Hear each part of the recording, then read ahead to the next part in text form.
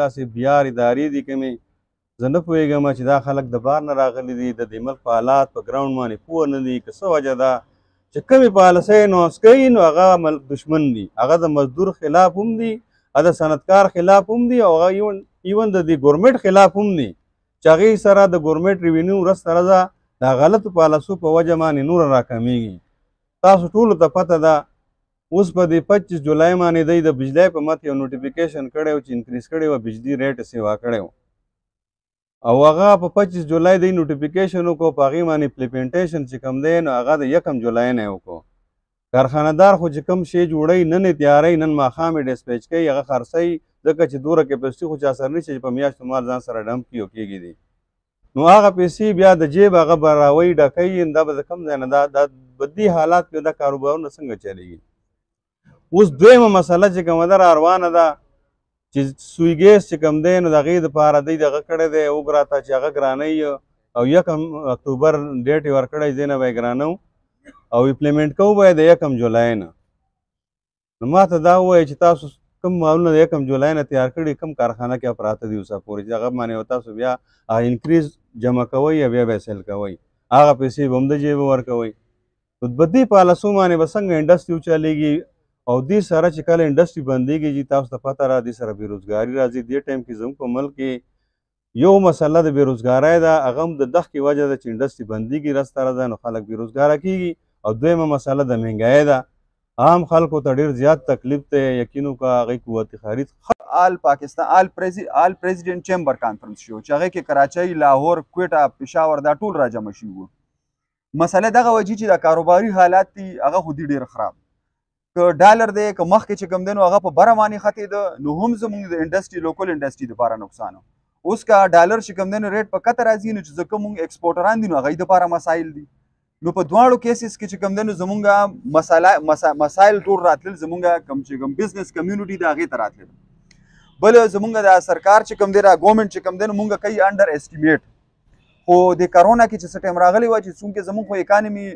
امپورټ بیس اکانمي ده ډالر بیس اکانمي ده چې زموږ امپورټ وي نو زموږ اکانمي چلیږي انډسټري چلیږي خو که زموږ امپورټ ودرېده نو بیا زموږ دا دواړه هم انډسټري ودرېږي او هم زموږ دا کوم جرنل بزنس چې کوم دی نو هغه هم ودرېږي نو دا خو ګورمنټ هم منلی چې په کرونا کې چې کوم سپورټ شوی دی نو هغه موږ له انډسټري کړی دی او فارمر کړی دی دې د وجې زموږ دا قیمتونه په کنټرول وو او که کوم چې ایکسپورټ د امپورټ بیس سیزونه نو هغه خو ټول ختلي وو هغه خو د خلکو د دغه نه وتی وو خو سرکار اوس هم چې کوم دی نو زموږ هغه رول د انډسټري او د فارمر هغه رول نه رجسټرډ کوي دی له هغه بینیفټس یا هغه مراعات نه ورکوي چې کوم دا د دې حقدار دي نو ګیله خو د حکومت نه دا ده هغه خو چې دغه باندې خبره ده چې مطلب هغه هر چاته منلې ده خو که موږ په خپل اینډ باندې خبره وکړو زموږ دا کانفرنس چې شو هغې کې ټول چیمبرز په دې باندې رضامند شوي وو او حکومت ته مطالبه یې ایښې وه چې اول خو په اکانمي باندې تاسو یو سنګل ایجنډا یو متفق شئ دا ټولې پارټیانې او که تاسو په سنګل ایجنډا باندې متفق نه شئ نو موږ دا ټول چیمبر او موږ د انتخابات نه بایکاټ وکړو انتخابات زموږ د مسایلو حل هیڅ چېرته نه دی دا ټول پارټیانې به کینی او دی به یو سنګل ایجنډا ته راځي خپل پالیسي کې به تسلسل راولي الو به دا اکانمي چلیږي ګینې هغه خو تاسو وکتېدل نن زموږ د اکانمي څه حالات دي هغه په هیڅ صورت باندې چې کوم دی نو داسې په مخ کې نشي تللی زموږ کاروباري حضرات اوس هم چې کوم دی هغوی خپل د سروایول جنګ کوي هغوی هغه هینډ ټو ماوت دي دا دی ورته هم د کنډراتو په شکل کې پرېښودو هغه کنډرات چې کوم دي نو د موږ ډېر مطلب دا دی چې خواري کښ خلک دی چې د دې ډسټرکټ خلک لوکل خلک راپاڅېدو او چا سره چې لږه لږه سرمایه وه نو هغوی راله او هغه روان کنډرات چې کوم دی نو دوباره د آبادولو کوشش یې وکړو او په هغې کې هغوی لږ لږ خپل د وس مطابق چې کوم دی نه کارونه سټارټ کړو اوس تاسو زموږ په انډسټري اسټیټ کې تاسو پوره سروے وکوئ تقریبا 150 یونټ چې کوم دي دا اپریشنل دي په دې کې تاسو 90% وګورئ نو دا به د لوکل خلکو وي باري خلک تقریبا اوته دی هغوی تللی دي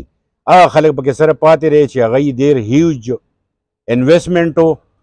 او هغوی هغه دلته نه هغه خپلې کډې یا هغه خپل څیزونه د شفټ کولو باندې ډېر نقصان کېدو هغه خلک صرف پاتې دی بقایا ستانه تقریبا بارانۍ خلک ټول لاړو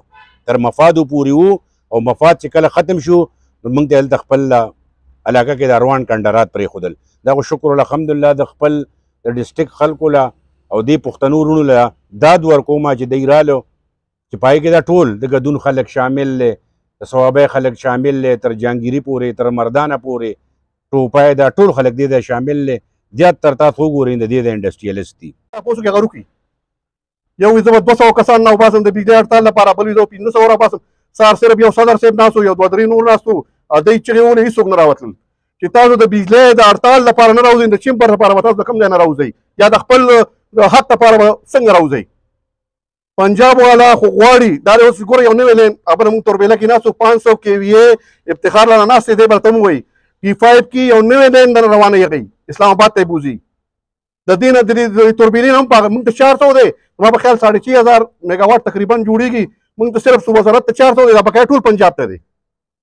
نو د دې 400 نه هم فارغوي که دا نوی لین لاړ شي، زما په خیال دا 400 میګاواټ به هم زموږ دلته خیر خیریتي. نو موږ خپل حق لپاره نه راپاسو نو دا انډسټري به چې څنګه مخکې وه هغسې به شي. ګوره دوره ډایمنډ دوره ښکلې کارخانه وه بنده شوه، د څه د لاسه، د کرایسس د لاسه، د بجلی د لاسه، د نقصاناتو د لاسه. چراغ یو داسې انډسټري ده چې د هغې نوم په ټول پاکستان کې یادېږي.